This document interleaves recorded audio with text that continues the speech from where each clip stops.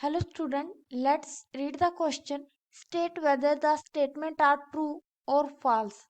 Leading stand is made in the 5 to 3 direction by continuous polymerization at the 3 growing tip. तो question के अंदर mainly जो हमें की कॉन्सेप्ट दिया गया है, की कॉन्सेप्ट वो है लीडिंग स्ट्रैंड.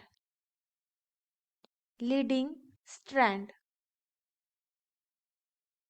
तो अगर हम सबसे पहले देखें कि लीडिंग स्ट्रैंड क्या है, तो मेनली रेप्लिकेशन की प्रोसेस के अंदर डीएनए से डीएनए का फॉर्मेशन होता है, यानी कि डीएनए से डीएनए को बनाया जाता है.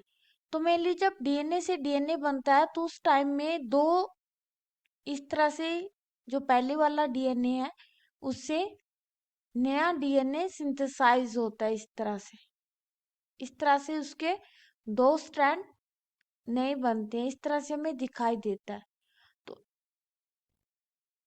तो जब ये नया डीएनए बनता है तो उसमें हमें कुछ इस तरह से देखने को मिलेगा. मान लीजिए डीएनए है 5 टू 3 एंड और ये है 3 टू 5 एंड. ये डीएनए का पेरेंट स्ट्रैंड है.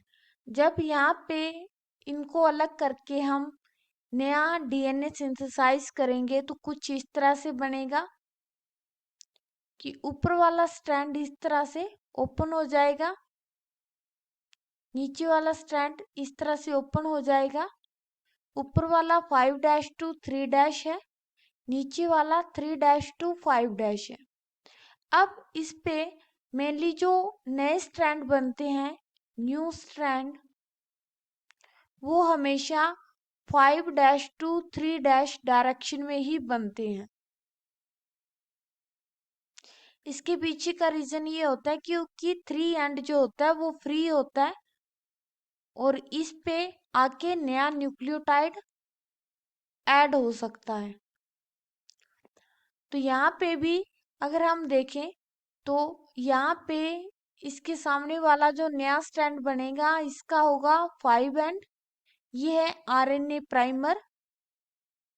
आरएनए प्राइमर और यहाँ पे आगे की तरफ न्यूक्लियोटाइड ऐड होते जाएंगे, 3 डायरेक्शन की ओर मूव करते जाएंगे.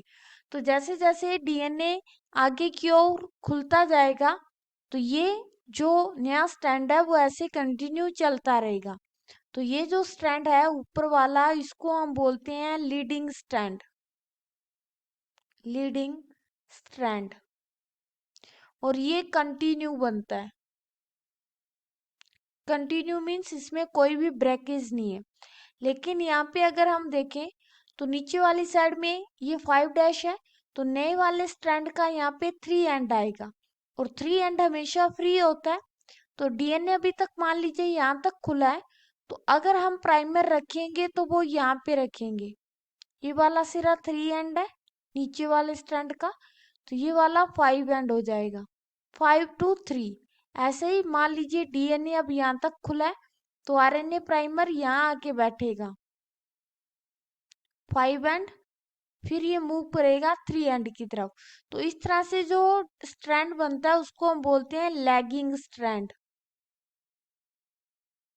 और ये कंटिन्यू ना बनके डिसकंटिन्यू बनता है.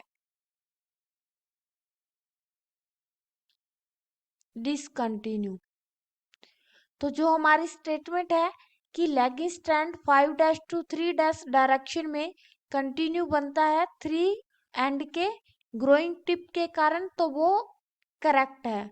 तो हमारी स्टेटमेंट जो है वो मेनली ट्रू है. Hope you understand it well. Best of luck. Thank you.